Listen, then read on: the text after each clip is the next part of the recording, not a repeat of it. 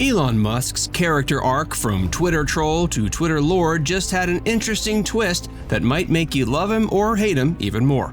As if the Ligma and Johnson fiasco wasn't weird enough, the plot just got thicker. Stick around as we uncover the mysteries behind this latest Twitter Musk drama involving these two famous pranksters. Before we get started, please remember to like this video and subscribe to Monequity for more content like this. Also, click on the notification bell so you get notified whenever we post new material. Now, without further ado, let's get on with the video. How it all began. Elon Musk bought Twitter on October 27th for a whopping $44 billion, adding just one more company to his business emporium after a long and contentious process that began in April of this year. We have already learned about Musk's friendship with former Twitter CEO Jack Dorsey. Quite recently, some leaked text messages revealed Dorsey's discontent about Twitter becoming a company when it should have always remained a platform. He also told Elon he was planning on fixing his mistakes before removing himself from the board. Furthermore, he hinted that the old board didn't want anything to do with Elon, even though Dorsey wanted him involved. During this time, a supposed battle for free speech took place on the platform, with Musk heralded as the champion of uncensored internet.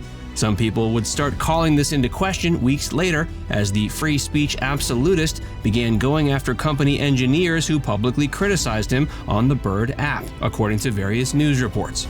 He also made the bold move of offering users an $8 Twitter Blue verification subscription to cope with the losses provoked by the massive advertisers' withdrawal, a move that spawned a fair share of problems, such as accounts impersonating real news outlets and everything that ensued from that.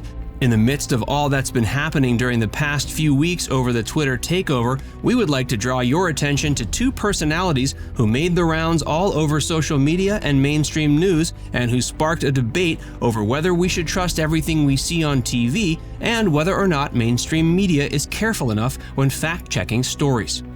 These guys are self-named Rahul Ligma and Daniel Johnson. They are far from forgotten and would actually reappear one more time. Before we move on, we wanted to remind you to smash the like button if you're enjoying this video so far. That way you can help with the YouTube algorithm so this video reaches more viewers. Also, subscribe to Monequity for more videos on business, investments, and personal finance. So, who are Ligma and Johnson? Ligma, an actual meme prompt from many years ago, and Johnson were purported data engineers over at Twitter Inc. who fell victims to Musk's massive layoffs that occurred between October 26th and 28th.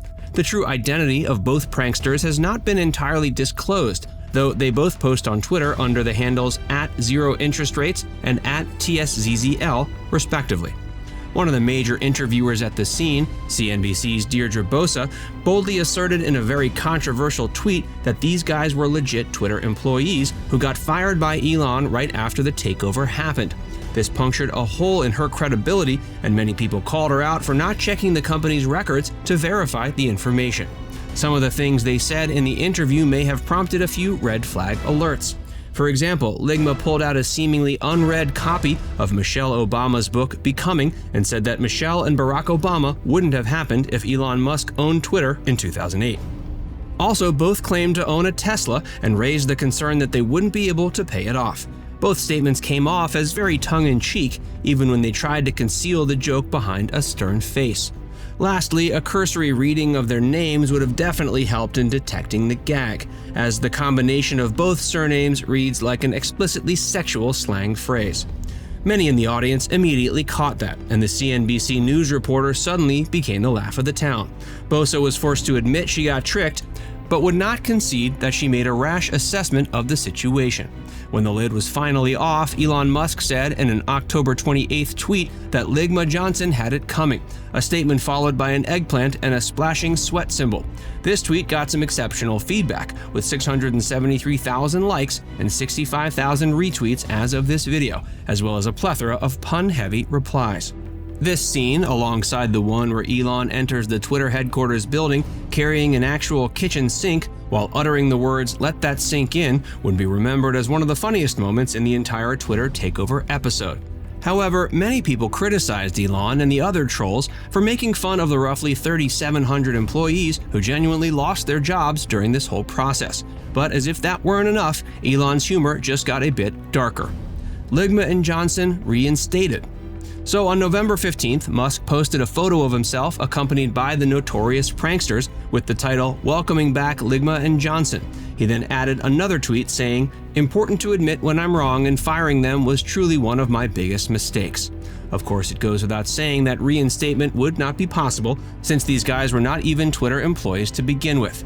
Additionally, some questions are worth asking. Were Ligma and Johnson operating on their own, or was Elon Musk somehow involved in this elaborate leg pull? If that were the case, it would just add another layer of intricacy to the prank, which could lead to further flaming from people affected by the layoff spree. All of this went on as various personalities like Joe Rogan spread videos about the rather sumptuous workplace conditions that former employees were enjoying. Elon's defenders highlighted these images in an attempt to downplay the layoffs. In a more recent tweet, Elon himself decried that each lunch served at the Twitter headquarters in the past 12 months cost more than $400, even though hardly anyone went to the office. All that could lead to the suggestion or conspiracy theory that Elon arranged the whole Ligma and Johnson scene as a practical joke to, quote, own the detractors and laugh at the mainstream media that was trying to get at him. However, it's more likely that these guys simply took the opportunity to rise to fame or merely to poke some fun by taking advantage of the media coverage at the San Francisco headquarters, and Elon simply caught up to them and invited them to the office to chat. Sean Puri, in episode 381 of his My First Million podcast, said that someone in his group chat knew one of the trolls and shared his text message saying he would pull off the stunt in front of the media just for fun. It's debatable whether this is true, and it's just hearsay at this point, but it's a real possibility. And with that last point, we wrap up our video. Let us know what you think. Based on the latest Elon Musk tweet, was the Ligma and Johnson scene just an elaborate ploy by the free speech absolutist, or just spontaneous trolling for the laughs? Leave us your impressions in the comments section. Also, feel free to comment on the recent polemic regarding Twitter Blue and whether or not you agree with Elon Musk's current verification policies. Lastly, please like this video if you found it interesting. Subscribe to Monequity and activate the notification bell so that you stay tuned for more videos like this. See you in the next one. Bye!